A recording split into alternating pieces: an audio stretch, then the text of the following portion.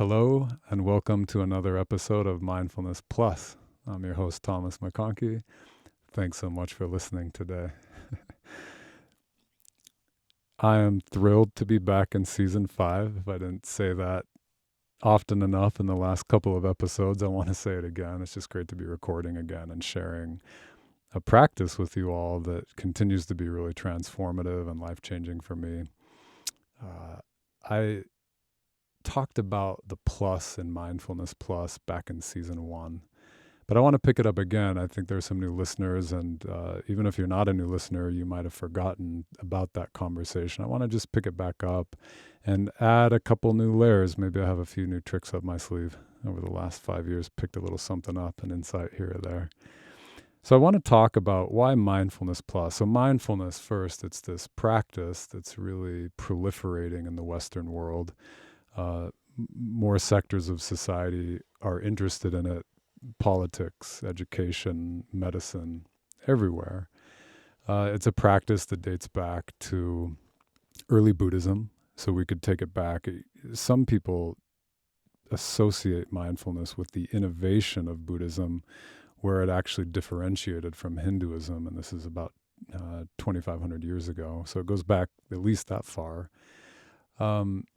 The plus is significant to me. So mindfulness as a practice is we could think of as a set of attentional skills we can use to sharpen the mind, deepen our concentration, change the way we pay attention to moment experience. And that's significant in and of itself. And if we look at the written record in civilization, there's evidence that human beings have been doing meditative practices for many thousands of years.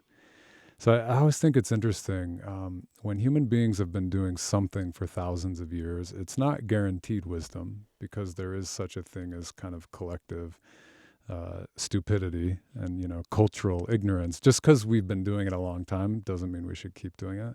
But when it comes to like the wisdom traditions, when it comes to spiritual practice, it's interesting to me that perhaps tens of thousands of years ago, early humans were staring in a fire going into a trance state, or building a sweat lodge and turning the temperature up really high to get themselves really focused and to learn to break through the relative conditions of comfort and discomfort into something that is perhaps prior to that duality. You guys get the drift, that it's interesting that human beings have been doing mindfulness type practices for probably many thousands of years. But, one of the most influential schools in my own practice over the last, it's probably been almost 20 years now, that I've been tracking Western developmental psychology. Whereas meditation goes back thousands of years, development as we understand it in modern times, it probably dates back about 100 years, maybe 150 years if we go back to the proto-developmentalists. But it's to say it's new. It's a new kind of insight in our collective human knowledge, and it adds a dimension to the practice that I feel is really significant. If you listen to previous episodes on Mindfulness Plus, which I recommend if you're enjoying, I often talk about developmental themes throughout. Because as we do a mindfulness practice, if we practice in a particular way, the research shows that meditative, mindful practices stimulate healthy adult development. I can't talk about all of the complexities of developmental psychology in a single episode, or even if I dedicated the whole season 5 to development, there'd still be a lot to say about it. But I thought to reintroduce this plus in Mindfulness Plus, to talk about the developmental dimension, I would start with an oldie but a goodie, as they say, to get back to the basics. One of the great pioneers, the kind of person who may have been born in the wrong century, by the name of Sri Aurobindo. The developmentalists I've worked with for the last 15 years almost uniformly esteem Sri Aurobindo as one of the greatest developmental minds ever on the planet.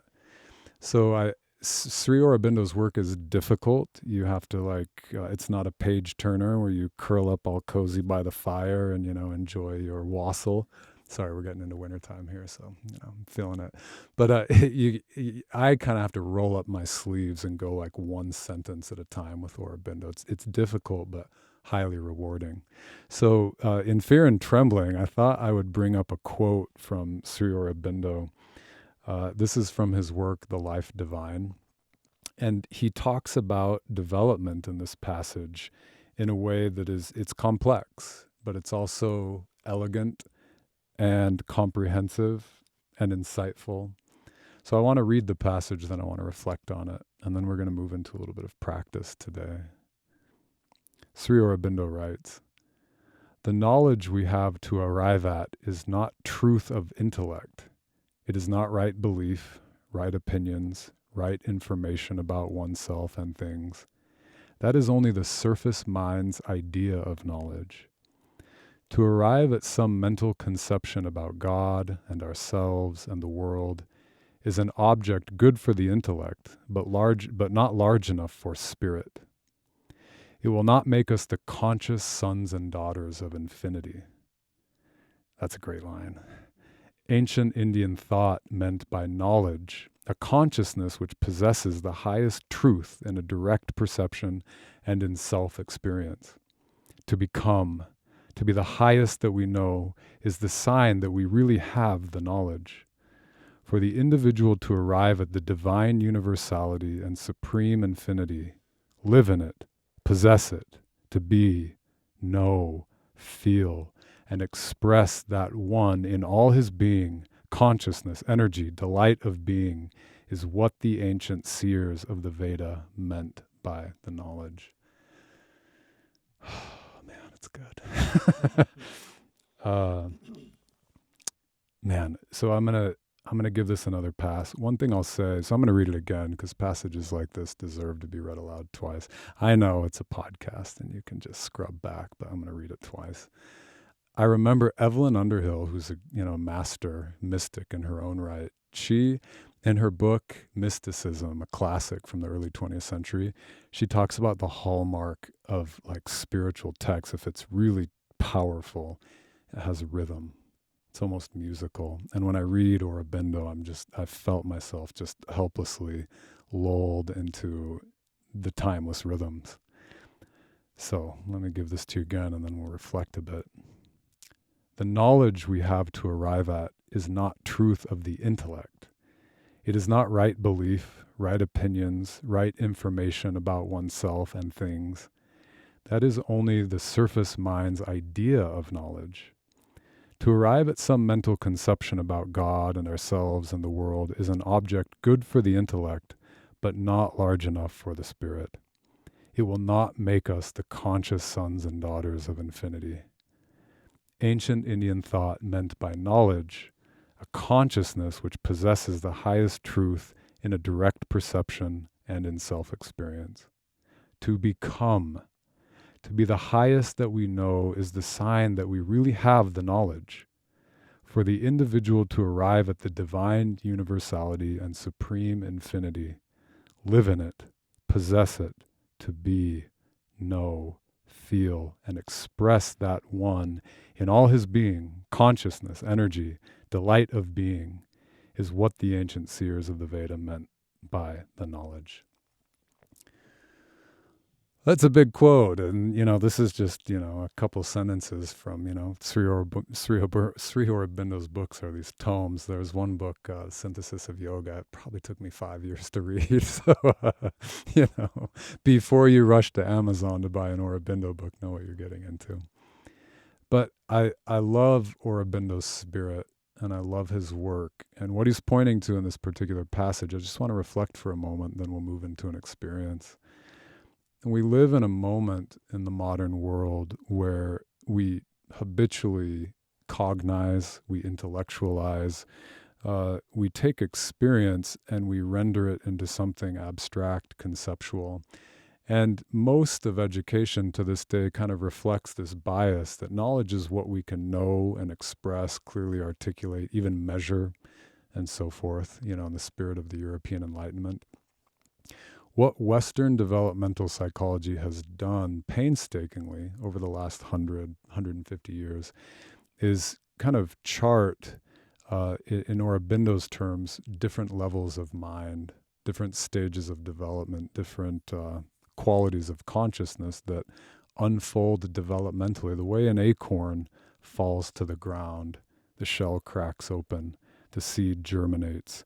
Over days, weeks, months, years, decades, centuries, this acorn becomes an oak. And it's a process that unfolds through time and space. We human beings are a process that unfold over and across time and space. I'm reminded of a Chinese idiom.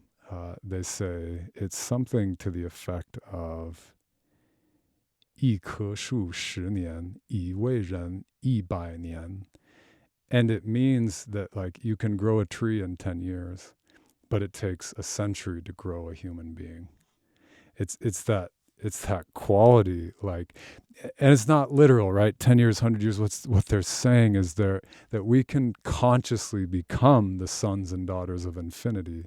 That if we give ourselves to a developmental process, the mind cracks open, the surface ideas of knowledge yield to something so rich, so multi-dimensional and interrealmic, we could never express it in language. With all the human languages that have ever existed or will exist, we couldn't possibly express the fullness. We couldn't possibly express the emptiness. We couldn't possibly express the grandeur of what reality is. Mindfulness Plus points to this process, the human being as an infinite process, that already we belong to infinity. Already we're sons and daughters of infinity. Do we realize that yet? Is our moment-to-moment experience one of, I belong to infinity? My heart is the big heart that comprehends all galaxies, the entire cosmos and beyond. Or do we go around sometimes collapsed into a state of complaint and bickering and whining and accusing and human things that we all do all the time? And, the pep talk here today on Mindfulness Plus is certainly not to shame anybody for contracting into those states. I do it all the time. But to realize that those contractions are actually forms of grace that remind us that there's an expansion after the contraction. There's this acorn that wants to hatch. Within the acorn is the oak. Within the acorn, there are countless oaks. Within the grain of sand is the universe, in Blake's words. The human being is infinite. And that's a really profound thing. To feel that in my heart right now, to feel that with you all right now, is a profound thing. And we're learning more the ancient science of contemplation, the modern science of development. It's helping us create new maps that hopefully help more of us find our way to this realization, to what I believe is our birthright. We're actually, this is not like a luxury sport. What's an example? It's not like yachting or something the world can do without. Sorry, you people who own yachts who are listening. No offense. But what I mean is like, meditation, mindfulness plus, to me, it's not just indulgent recreation for the privileged.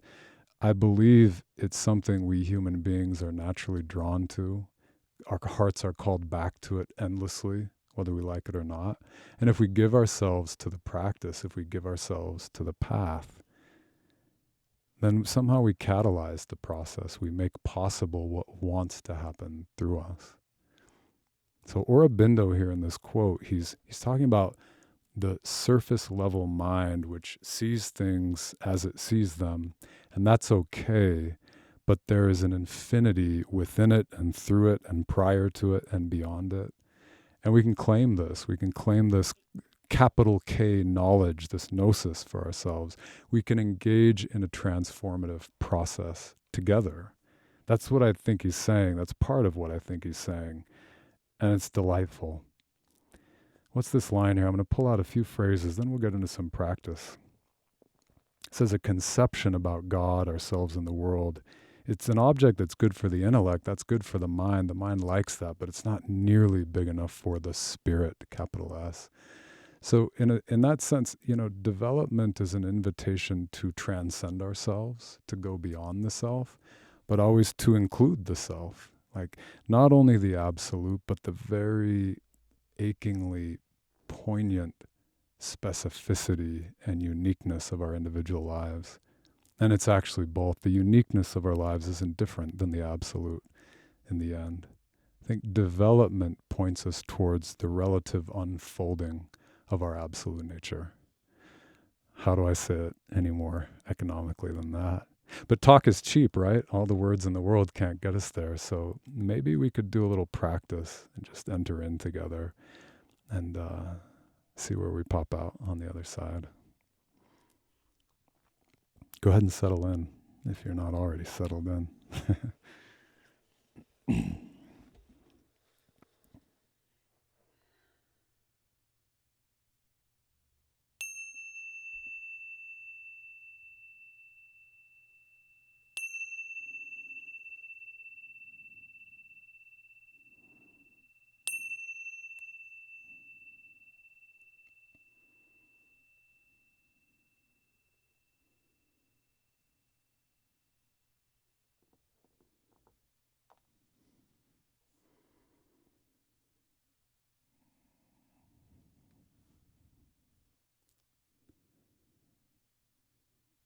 Start by just doing nothing, sitting, standing, walking, lying, whatever you're up to, and just feel the contours of the body, of the mind, like you're not doing anything special. You're just here, you are. Notice sensations in the body. Notice the activity of the mind. Maybe you need to go to the store to pick up groceries. Maybe it's been some time since you visited your parents. Just allow the body-mind to do its thing. Just be really engaged right here in the conditions of your life.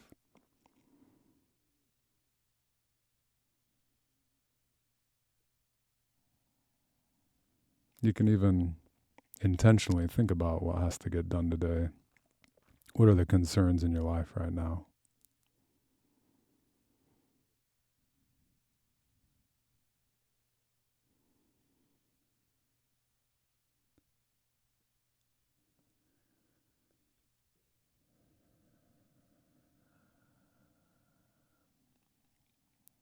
And as you do this for a few moments, gradually or suddenly, if you'd like, I want you to just intentionally move awareness into the heart, literally the physical heart, to feel your awareness coming from the inside of the heart.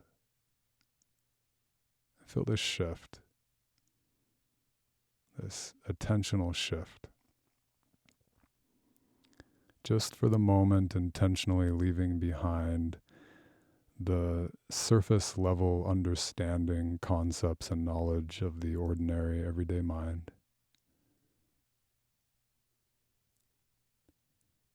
And just feeling from the heart, knowing from the heart, by and through the heart.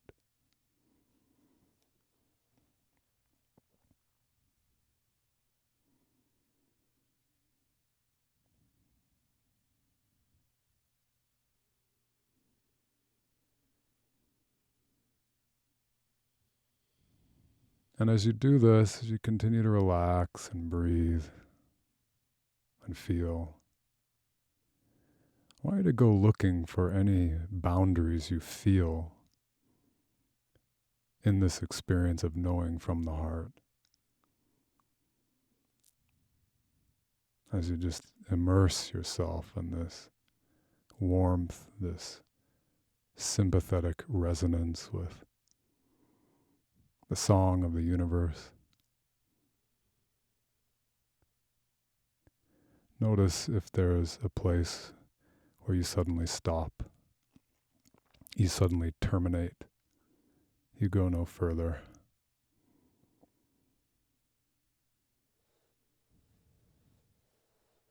Or in a similar way, if you can detect a beginning, this warmth, this resonance, this knowing.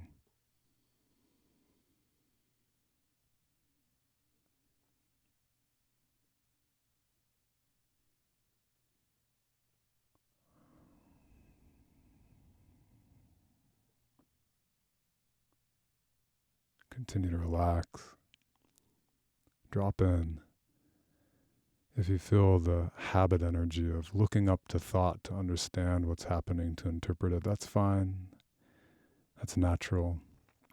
But practice just sinking back into the depths of the heart and the heart's knowing.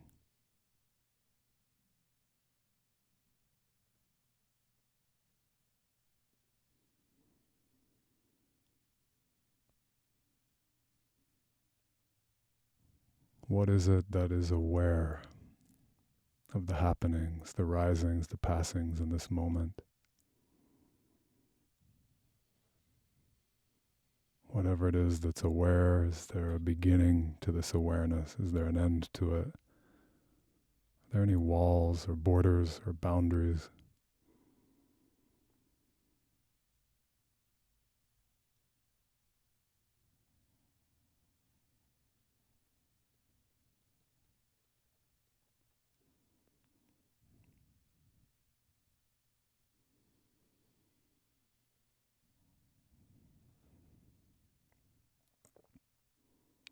In Aurobindo's poetic language, to relax the surface structures of consciousness in the mind, thought forms to open up in and through the heart, is to consciously become a son and daughter of infinity.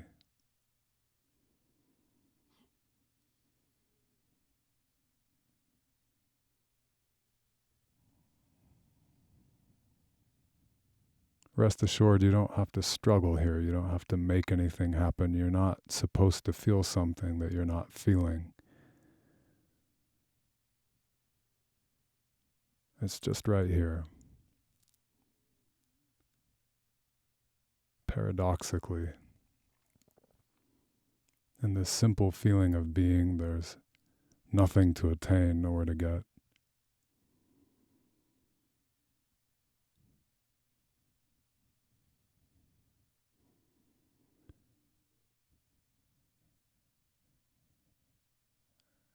And in a relative sense, we're becoming something.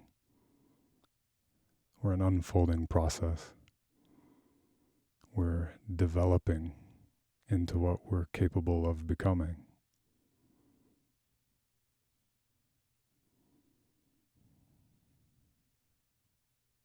Relative and absolute. Being, becoming.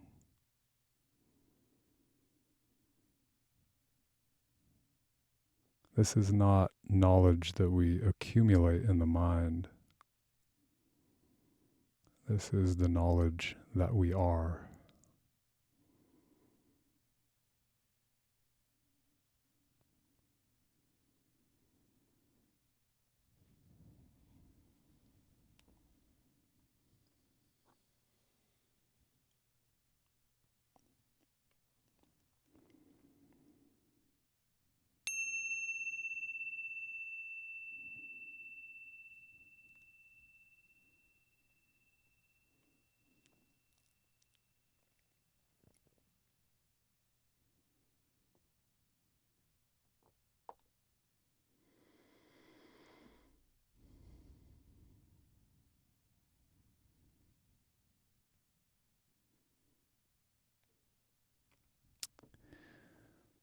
Thank you for sponsoring this episode, Sri Aurobindo. Gratitude to all the pioneers who continue to illuminate the path for us.